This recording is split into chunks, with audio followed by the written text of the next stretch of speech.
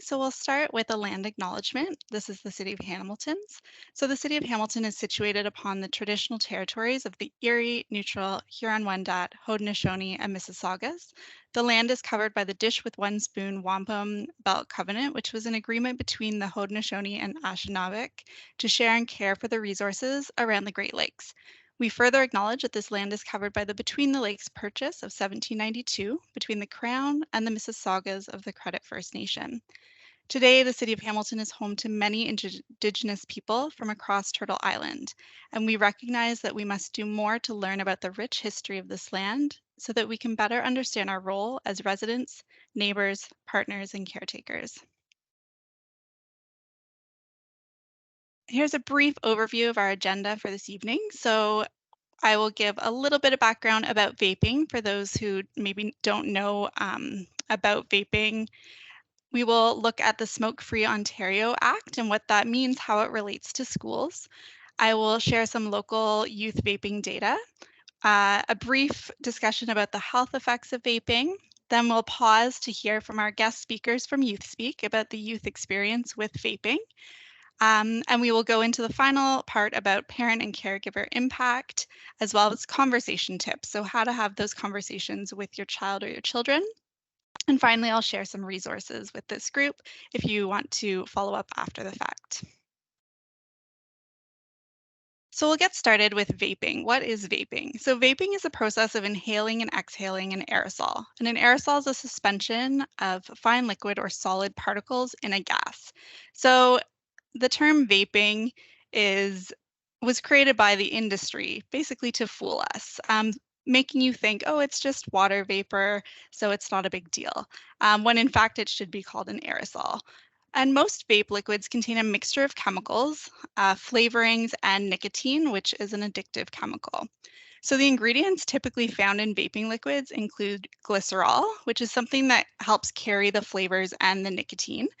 There's various flavors, such you've probably seen fruit flavors, things like that.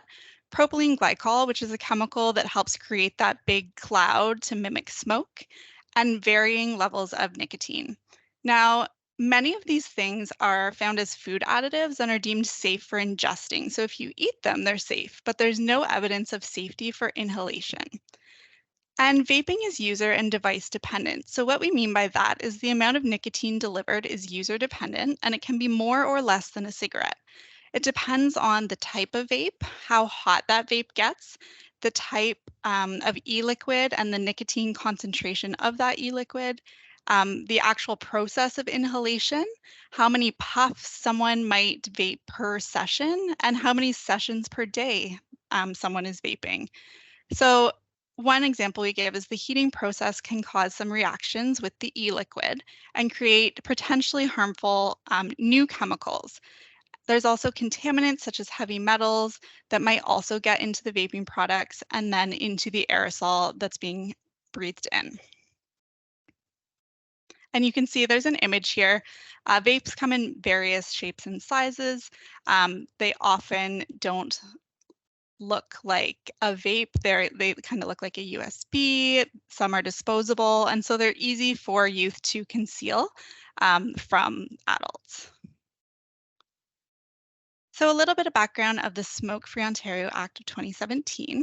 So this prohibits smoking or holding lit tobacco and cannabis and the use of electronic cigarettes to vape any substance in a variety of places, including on school property. So the prohibitions include inside school buildings, the grounds of the school, and public areas within 20 meters of the perimeter of school property. And this is intentional to protect the school community from both secondhand smoke and secondhand vape. And the Smoke-Free Ontario Act also deems it illegal to sell or supply tobacco or vapor products to persons under the age of 19. So supplying is as simple as handing a vape from one person to another. So if youth are sharing vapes, that is considered supplying to a minor. So that gives a little bit of background on how vaping relates to school and why it's not allowed in school or school property.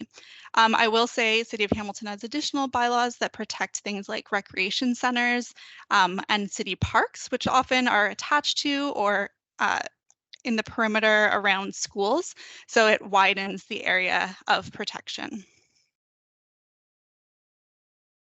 So now my favorite part is to talk about our local situation. So unfortunately, due to the COVID pandemic, we don't have any data that's more recent than 2019. So all of this is from 2019 from the OSDIS, which is the Ontario Student Drug Use and Health Survey, which is done across Ontario in from grade 7 to 12, but in Hamilton we participate from grade 9 to 12. So this is from Hamilton high schools, and it shows that e-cigarettes are now the main product that youth are using to initiate, experiment, and become addicted to nicotine. The decline in cigarette smoking among young Canadians, for example, reflects a shift in the products that they're recruited to use, not an actual decrease in initiation. So this means that we might be losing some of the gains that we've made in tobacco control over the last decade. You can see from the 2019 results from Hamilton High School students that students in grade 9 to 12, 1 in 3 students reported using a vape in the past year, and 70% of those students said they had never tried a cigarette. So it's showing us that vaping, students are choosing to vape even if they don't use other tobacco products like cigarettes. 1 in 2 students had tried vaping by grade 12. So it's showing us that as students get older, the vaping prevalence is increasing. 54% of students who vaped perceived no or slight risk. So despite the fact that the majority of students,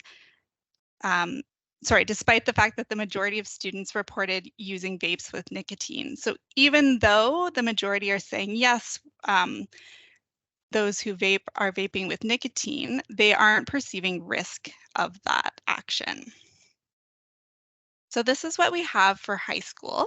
Now, OSDIS 2023 just occurred, so we will have new local data in early 2024, and we'll be able to compare from 2019 to 2023 and see if there was a pandemic impact on vaping.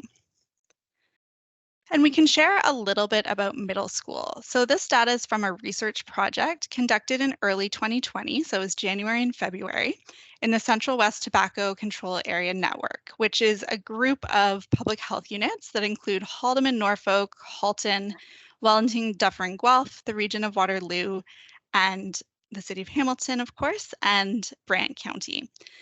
And this research was done with 289 pairs of participants. So there were 289 youth and 289 parent or guardian caregivers. And the youth here were between ages 11 and 14. So this gives us a little bit of an idea of locally whether middle school students at this point in time were vaping. And so the youth participants from this study reported low current vape use. And it was so low that we actually can't report the number because the sample size was so small. We can report, though, that there was very low intent to vape in the future as well. So most of the youth participants, in fact, 93% of them, said that they did not intend to vape in the future. So you have a middle school group that is not currently vaping without intention to vape. And then you see the high school data where you have 1 in 2 students that have tried vaping. And something is happening in that shift between middle school to high school. So we try for prevention to prevent the behavior earlier on. Now, compared to their parents, youth reported low awareness of the chemicals in vapes, so they weren't really aware of what was in the vapes. The relationship between vaping and smoking, which is basically that youth who vape are at increased risk of starting to smoke cigarettes, that's about 3 times higher risk, and of using other substances, such as cannabis or alcohol. And they were unaware of the vaping industry tactics. So they were more trusting of the vaping industry compared to their parents and caregivers. So that gives us a little information about the situation locally. And now we'll move on and talk about the health effects. So vaping exposes youth to many chemicals and increases health risks. When inhaled, nicotine is absorbed through the lungs and enters the blood, where it's circulated throughout the body. and youth are more susceptible to the negative health effects than adults. And so we're going to talk about three different areas. So the first one, brain development. So the brain doesn't develop until, or finish developing, sorry, until about the mid-20s. So nicotine can affect the parts of the brain that affect memory, concentration, mood, and impulse control, which can obviously have an impact on learning and academics. Vaping also has respiratory effects, such as coughing, wheezing, asthma, and longer use can increase respiratory symptoms that can be associated with airway damage and with inflammation. And a recent Canadian study in youth ages 16 to 25 found that vaping is associated with an increased risk of reporting respiratory symptoms among never smoking youth. And the respiratory symptoms increase as the puffs per month increase. So the more someone is vaping, the more sessions, the more puffs per month of their vape that they're taking, there's a higher reporting of respiratory symptoms. And finally, a brief overview of cardiovascular effects. So the short-term cardiovascular effects, so your heart and your circulatory system, are increased heart rate and increased blood pressure.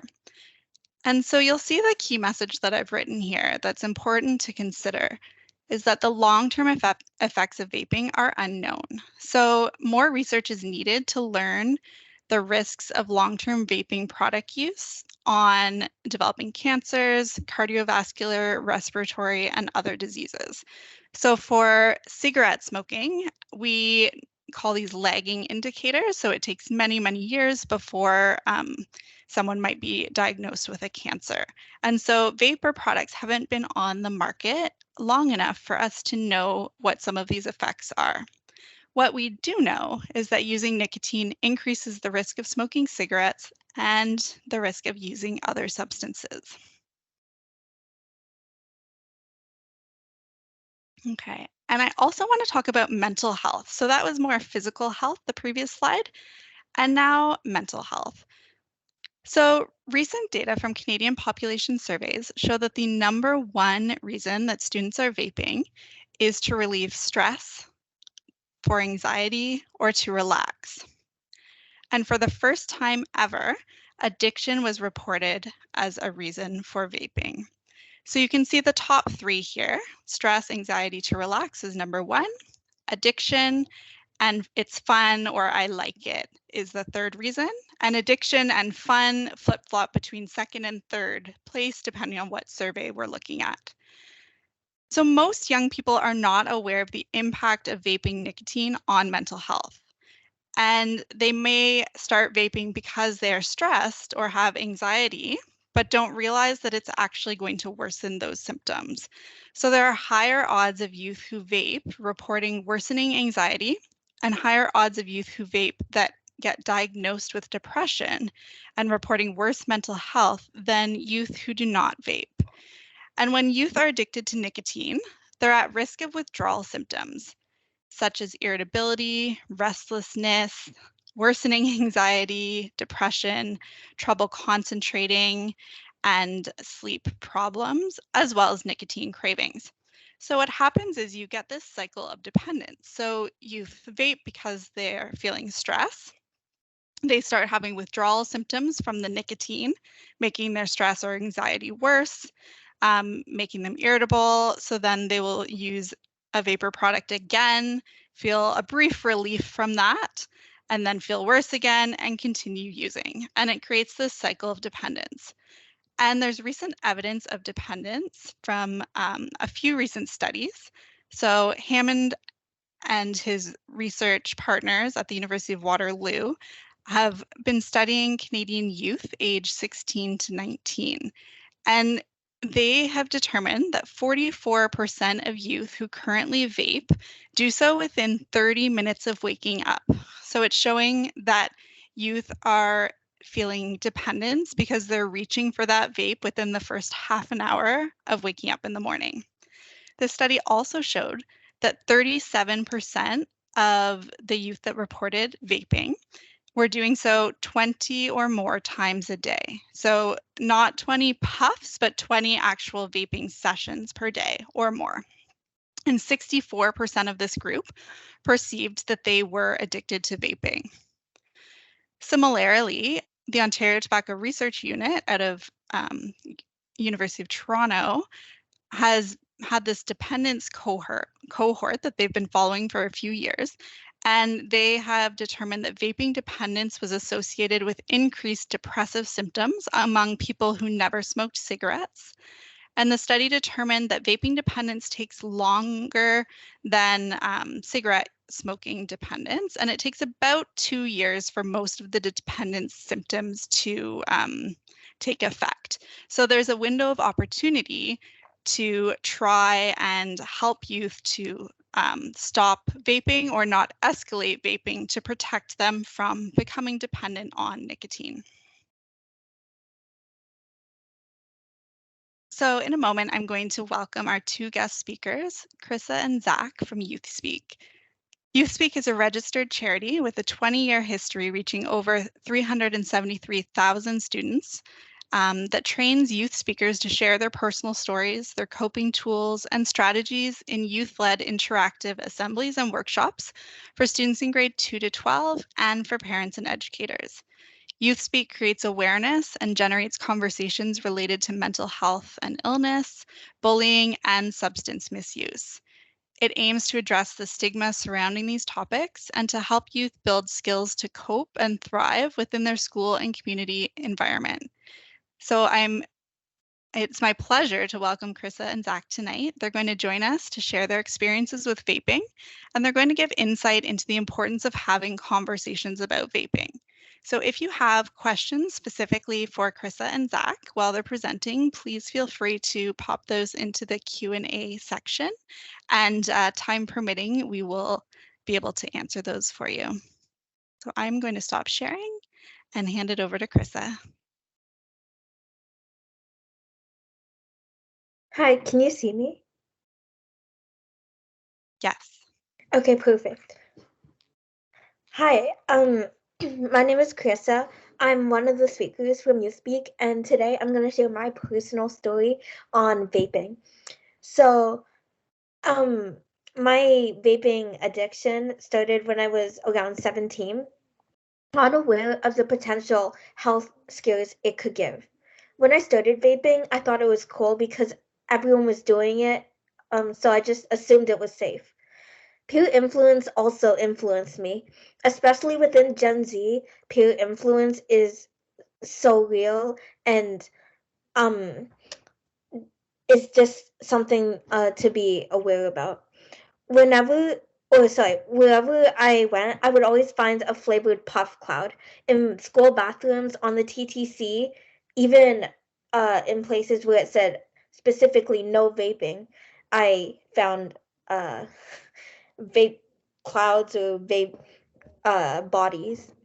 It's I personally use a device called a Stealth. It's so easy to use that a toddler could figure it out. All you have to do is pop a little cartridge in the top, and you can just start puffing, and uh, drugs enter your body. um, the first flavor I used was blue raspberry. It tasted really good, obviously, to who they're marketing for. Um, so I definitely could see why all the teens were obsessing over vaping.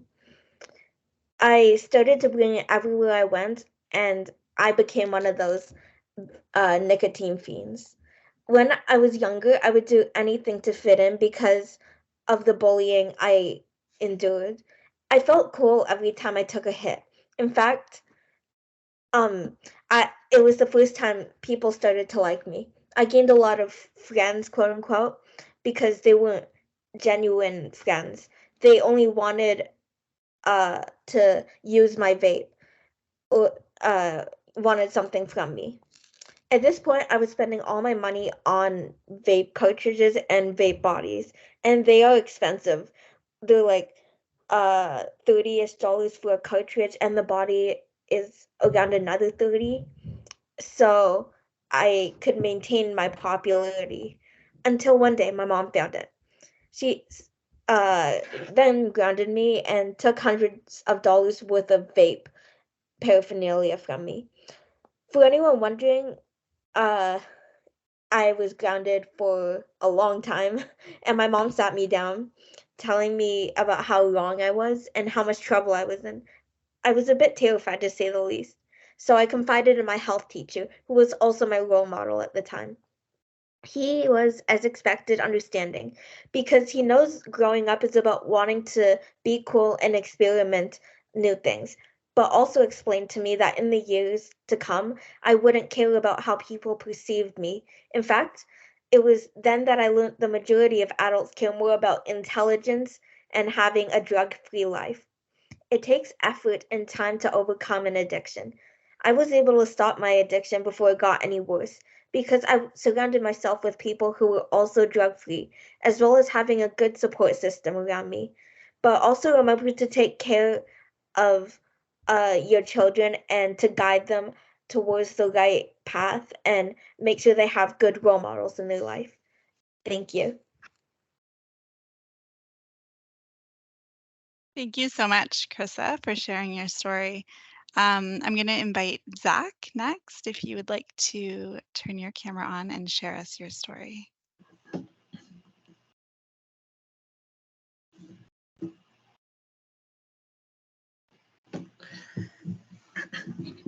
Perfect. Hi there. I'm Zach. I'm also one of the youth presenters from YouSpeak. So my story also starts in high school.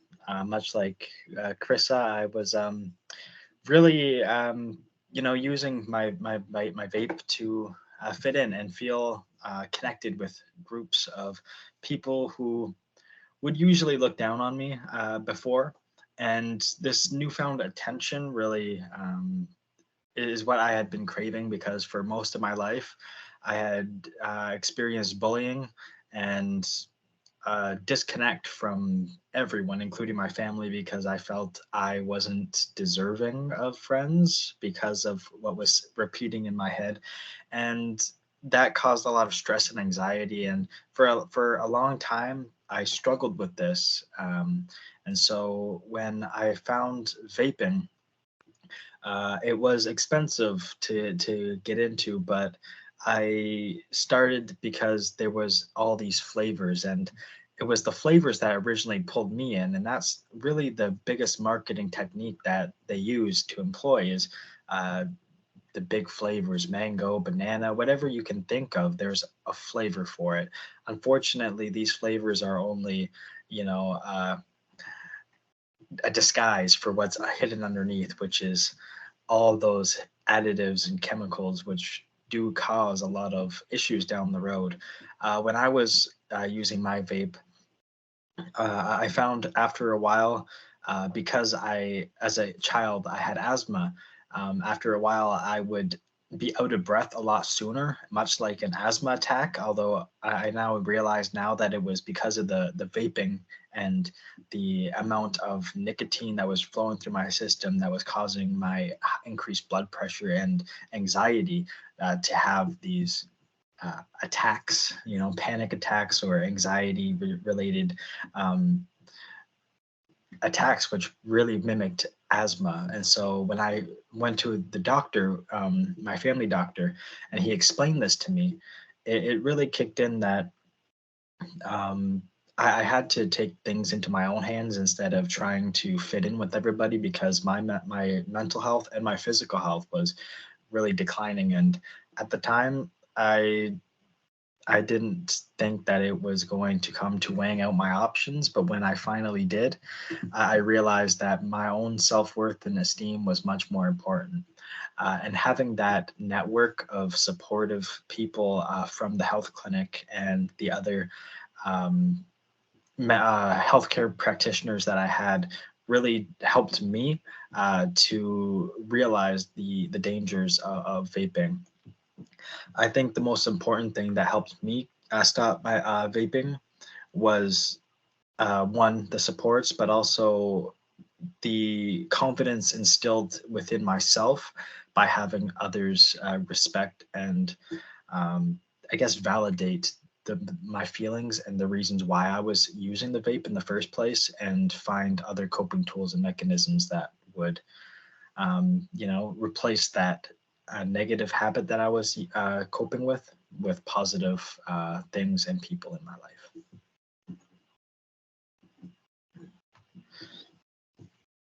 And that's about it for my story on vaping. Thank you for listening. And so this moves on to our parents and caregivers. So what can you do to help? And you've heard a little bit from our speakers about how parents and caregivers reacted, or some trusted adults help support them in quitting, for Zach. But being here today indicates your interest in having an active role in influencing and shaping your child's attitudes and behaviors. So thank you for being here. That's one of the most important things. And you can influence vapor product attitudes, behaviors, and use in your children. A 2021 Canadian study indicates that parents still play an active role in influencing early stages of vapor product use among their adolescent children. So promoting effective and frequent parental communication with youth regarding the harms, the regulations, the marketing could shape attitudes and behavior related to these products. Additionally, parents and caregivers are a protective factor. So a protective factor is something that has a positive influence that helps to mitigate the risk. So in this case, helps to cancel out the negative health or prevent the negative health outcomes.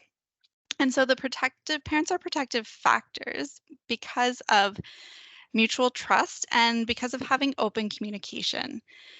So youth with parents that set appropriate limits, have high mutual trust and open communication, are protected against multiple negative health outcomes. Another important reason for parent and caregivers to get involved is because youth have significantly lower odds of vaping when parents have an awareness of who their child is with while they're out, and when families have a higher sense of belonging and closeness. And this is from a Health Canada study. So closeness and belonging and being aware when your child goes out. Who are they hanging out with? Do those friends vape? Have you asked your child if their friends vape? So having some of those conversations. Now, research also shows that a key barrier that parents report in relation to having conversations with their children about vaping is a lack of knowledge about vapor products and the risks associated with their usage. So this was supported in our middle school research project that I spoke about earlier, where the majority of the parent and caregiver participants in the middle school research project had said that they talked to their child about vaping. So it was about 78%. However, only 55% of them believed they had the information they needed to have the conversations. So coming to an event like this can help try and fill those gaps, give you a little bit more of the background and the rationale, and maybe increase confidence in having the conversations, because it seems like parents are willing to do that and just need a little bit more support. So I'm going to talk about the takeaways from today's presentation. So how to take actions and have these conversations with your children about vaping. So we're going to talk about what could happen before the conversation, during the conversation, and after the conversations. And you'll notice there's an S on conversations. This isn't a one-time conversation. It needs to be ongoing dialogue with your children. So before you sit down and have these conversations, it's really important to learn and become informed. So knowing the facts, you can do that by attending events like this, finding resources from reputable sites like Health Canada or the City of Hamilton. There's another resource called Not an Experiment that I'll share at the end. So knowing the facts so that you can go into the conversation and feel confident in the knowledge that you're sharing. Another key thing we ask or we suggest is that you anticipate responses. So your child may disclose to you that they vape during these conversations. So you want to anticipate how will you react in that scenario. And you could do this by practicing ahead of time how you might respond. Now, during the conversation, it's all about finding the right time and the right place. So you want something that's free of distractions. It's not like an afterthought. It's not as your child's on the way out the door, and something that's casual and not a lecture. So we always joke on my team that while you're driving your child to extracurriculars or to school and you're sitting in a car together, your child can't escape. And so it's a really great time to have those conversations. Um, and it can be as simple as when you're driving past a vape store, of which there are many across the city, um, asking a question. Does anyone on your hockey team vape? And see what their response is. Or when you're home watching Netflix together, asking your child, what do you think about TV shows showing vaping? And just a way to open those communication channels so that they know that you're willing to discuss this topic with them.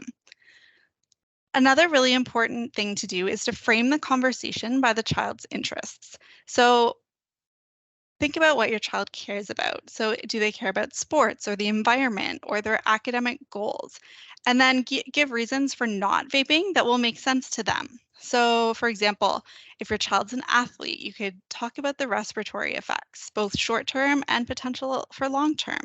If someone is really academic focused, you could talk about troubles with concentration that might affect their ability to maybe achieve the grades that they wanted to get into a certain program that they're interested in. And then this one is sometimes easier said than done, but we want to try and be open-minded. So avoiding judgment, again, your child may disclose that they're vaping, so thinking about how you'll respond to that. Being non-confrontational, trying not to be defensive. So it's as easy as saying, thank you for being honest with me, and listening and asking open-ended questions. So what do you think about vaping? Trying to start these conversations. A good thing that you could remember is not to blame your child, but to blame big tobacco and the vaping industry instead. So the tobacco companies own a lot of these vape companies. And you can say something like, did you know the industry intentionally targets you by making vapes bright with fruit flavors? So trying to have a common feeling against the vape industry and not against your child's actions. So these are some of the things that you can keep in mind during conversations with your child. And then after the conversation, it's really important to repeat it. So it's not a one-time thing, it's ongoing. So that first conversation could just be like, hey, does anyone on your hockey team vape as you pass a vape store? You could, talk about it, yes, no. Are they doing it in the locker room? Did you know that you can't vape on recreation center property? Things like that. And then you could leave it at that and then come back to it at another time and build on these conversations.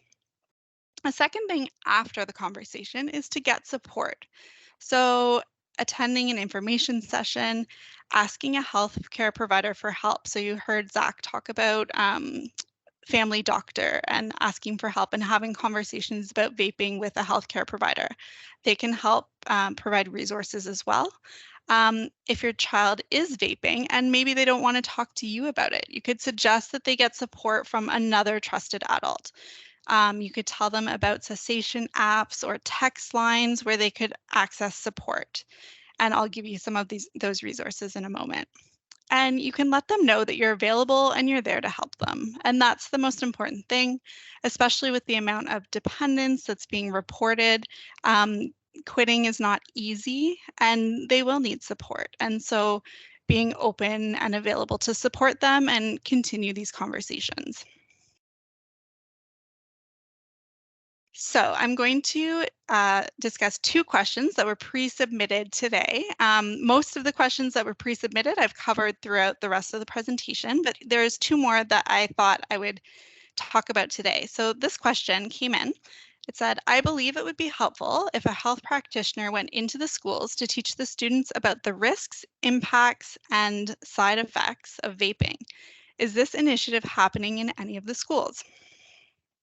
So substance use, which includes vaping, is part of the Ontario Health and Physical Education curriculum, so students will learn about this topic in school from their educators. Hamilton Public Health Services school program also provides support to schools related to various health topics, substance use being one of them, also mental health and well-being, nutrition, food literacy, physical activity, etc. And the school program and the City of Hamilton Public Health Services has a Healthy Schools website, which has many helpful resources. We promote this website to schools, and educators and school administrators can always reach out to the school program for consultations about any of these health topics. I'll point out that this website also has a parents tab, so it links to some of the resources that I will share tonight that parents can access as well. And in schools where vaping is identified as a significant health topic priority, we can work with schools to address it in various ways, which can include prevention education, and it can also include other members from the tobacco control program, like tobacco enforcement officers, eventually down the line. But we always try to prevent behavior. Another question, this was actually, I think, 3 or 4 people asked the same question.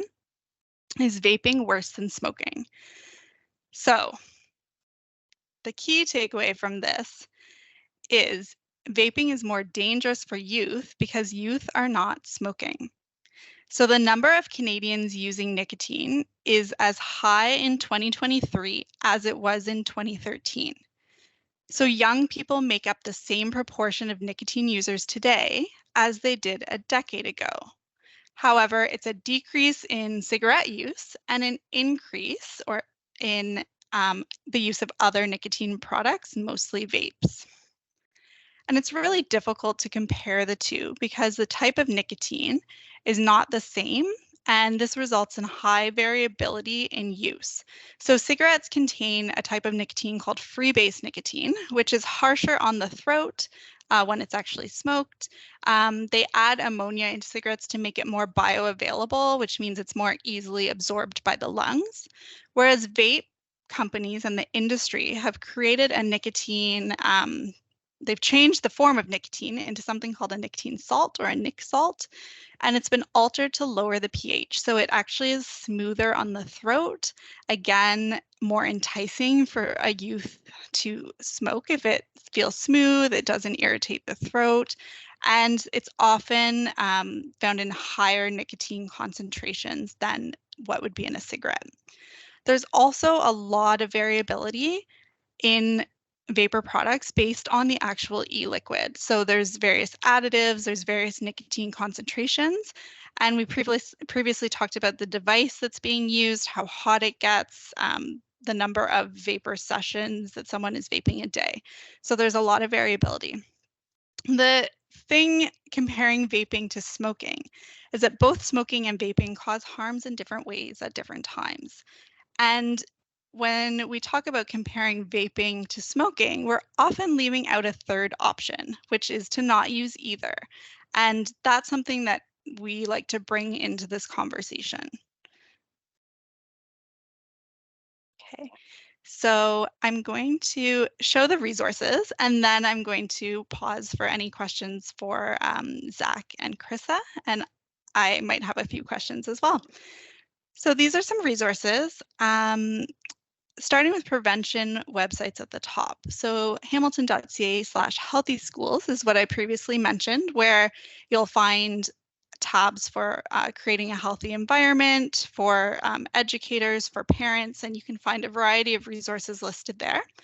We have our main tobacco homepage with the City of Hamilton, so hamilton.ca/tobacco, where you'll find information on vaping, and it will direct you also to Health Canada's vaping page. And one that I previously mentioned is out of Simcoe Muskoka District Health Unit. It's called notanexperiment.ca. And you can go there, you can find a parents tab or an educators tab. There's a tab for quitting, a page for mental health. There's a lot of resources, but on there you'll find some videos directed for parents about how to have conversations, as well as some tips for having conversations with youth. There are counseling and phone or text support lines available. So in Hamilton, there's Alternatives for Youth, which is a substance misuse counseling, and some schools have Alternatives for Youth staff within the school. There's also a smokers helpline, which isn't just for smoking, it also covers vapor products, and there's no age limit. So anyone can access the smokers helpline by texting I quit to 123456. And I find that most youth would rather text than have a phone conversation. So this is a good one to share. And then if you know someone, your child, a child's friend, or maybe you're an educator working with youth, there are cessation apps that are available. So these are the two main ones that we promote right now. Quash is one that is bilingual, and it's an individual challenge. You're kind of challenging yourself to stop vaping. It lets you time, how long do you go between sessions. Both apps have built-in quizzes where it makes the person who's using the vape stop and think about, okay, why did I just vape? Was I hungry? Was I tired? Am I feeling stressed out? And to stop and really think about the behavior and what's causing the person to continue to use the vape in the first place. So just to become aware of the reason why they're vaping and trying to quit.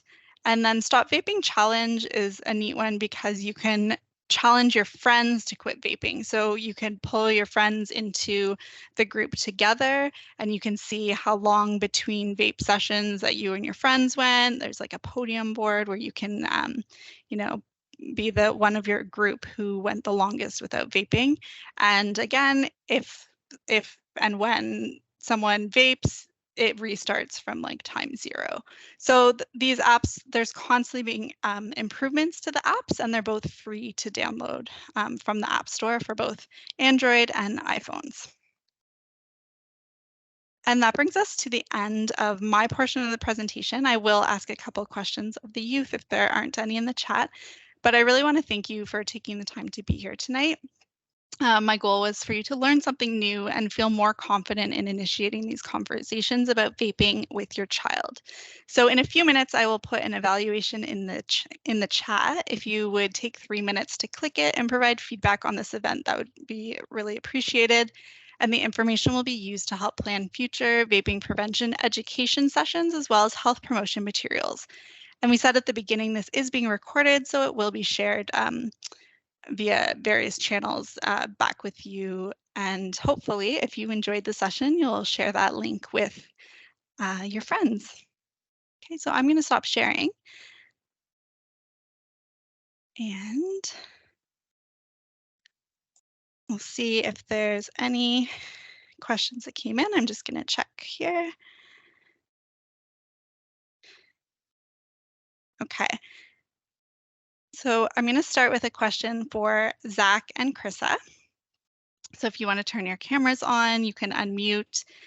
You could both give your answer to this. And the question is, what did your parents or other trusted adults do that was not helpful? So what can we not do? You're nodding, Zach. Do you want to start first? Yeah, I got a fun, not really fun for me, but a fun one for the answer anyways. So something that should definitely not be done is my parents had smoking issues, and so they were not very happy to learn about the vape, and their reaction was very strong, as in buying a pack of cigarettes, throwing it down in front of me and saying, vaping is the same as smoking this whole pack, so if you're going to vape, you might as well smoke this whole thing in front of me. That was their approach, and I was not ready to do that, so it was scary, but it did get the point across, although not in a positive way. While it did scare me enough to start the conversation, it didn't scare me enough to open up and communicate with my parents, which should have been a good route for me to go through. But because they were so opposed, I was violently scared that they wouldn't be open to the conversation, which is very important to have with any trusted adult. That open communication is so important. Thanks, Zach. And you brought up a really good point there as well in the equivalency of vapor products to cigarettes as well. So saying like it's the equivalent of smoking this whole pack. And that's true. So one comparison we can give is that a single Juul pod is the equivalent of smoking about a pack of 20 cigarettes. So oftentimes youth will share their vape, pass it around, share with friends. And so there's it makes it harder to quit when you don't know how much you're actually vaping, especially if you're not aware of the fact that a pod is equal to that many cigarettes and you don't really think it's a problem. So yeah, thanks. That also brought up a really good point. And Krista, what about you? What's something that your parents or a trusted adult did that you did not find helpful? Just loading on the consequences. Like I was pretty young at the time, so I was getting a few dollars for allowance. They stopped doing that. They grounded me for like 4 months. They were tracking my phone and they were calling and texting like every 30 minutes. So just the amount of security, I guess, they gave me, it was overbearing and it felt like I couldn't breathe. So I would recommend to just be a bit more gentle on them, um, because you don't want them to feel like they can't come to you either. Yeah, absolutely. Thanks for sharing that, Krista. Um, Another question for both of you in either sharing your experience or your steps in trying to quit or actually quitting. And maybe like if you did try to quit, were you able to the first time? How many different steps or times did it take? So Zach, we can start with you again if you're interested. Zach, you're muted. Sorry. Sorry about that. So for me, it definitely took a couple tries. Like I said, for me, it was definitely the flavor that drew me in. But one of the steps that I found most helpful was a reward system that positively replaced the negative behavior, but still met those, psychological barriers of, oh, I need this flavor, or that's the flavor that's drawing me in. So for example, for me, it was banana or mango. So whenever I went a period of time without vaping, my parents would actually buy me a mango smoothie. So that replaced the flavor, but also positively reinforced the not smoking. So having repeated those steps over, a couple of tries, but also having that open conversation with the healthcare practitioners at the same time, really helps, wash, rinse, repeat into a more positive pattern of not vaping and replacing that negative behavior.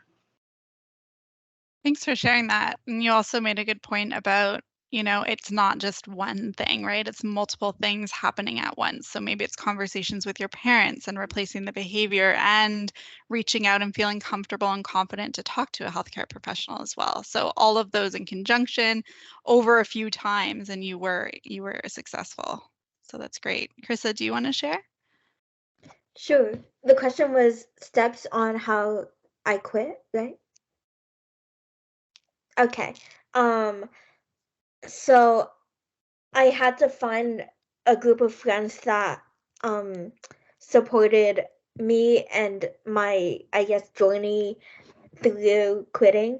Firstly, secondly, I had, as I mentioned, a teacher that I could go to whenever I felt like I wanted to start vaping again, and he would just give me tips and uh all that to also help me to stop. Um, One of them was to exercise a lot, because when you're exercising, you release endorphins, and you just forget about what you need, or at least in my case, that's what happened. Yeah, absolutely. Again, kind of like similar to Zach, replacing the behavior with something positive, right? As well as relying on peer support, which is really important as well. And it's easy, the beginning, Krista, you talked about peers drawing you into vaping and helping you, feeling more popular and things like that. And also relying on peer support at the other end of your journey as well. Thank you. I'm going to ask, there was another question that said, what help is available for my child in Toronto? So the previous resource, like the Smokers Helpline, you can access, as well as checking out the Toronto Public Health website. So that will provide resources as well for people who might be joining us from different regions this evening. And I'm going to do one more question. So, what should a parent do if a child is not ready to quit? So, I'm actually going to let the youth speak first on this one. If you weren't ready to quit, what could your parents have done to better support you? So for me, I know 100% that if I wasn't ready to quit, that was just something that wasn't going to happen.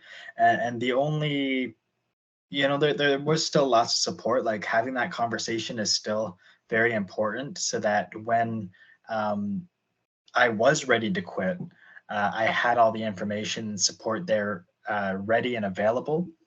Um, I just know that reading up on, like Stats Canada and Health Canada, there's been studies that have shown that if a youth is not ready to quit, there is not a whole lot that can be done other than putting those supports in place until they are ready.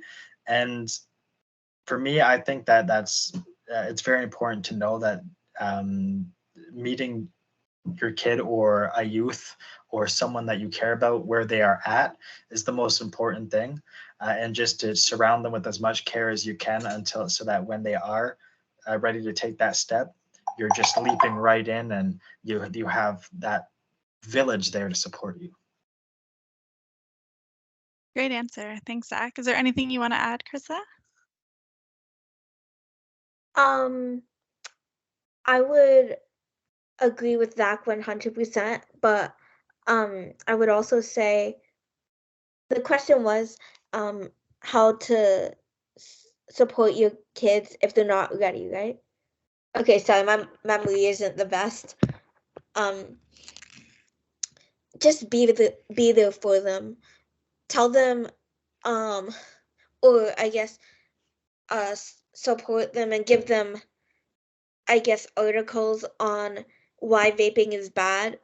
That's something my mom did, and it was a healthy way to show me like what's happening, because it's stories and articles about what happens to real people, like ending up in the hospital because of it, almost I don't want to get too gruesome, but almost dying because of it, which is how serious vaping is.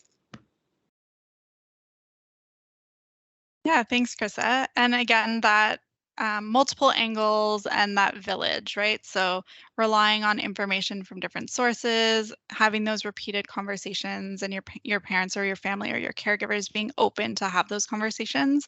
And we always suggest also trying to pull in other trusted adults, so coaches, educators, so other people. So the message is coming from multiple places all at once. That's helpful. Krista, your hand's up. Do you have something to add? Yeah. Also, just plugging YouthSpeak a bit, but we YouthSpeak does I think weekly or bi-weekly live streams as well as podcasts, and some of those are about addictions and drugs. So if you want to hear more stories about other youth and the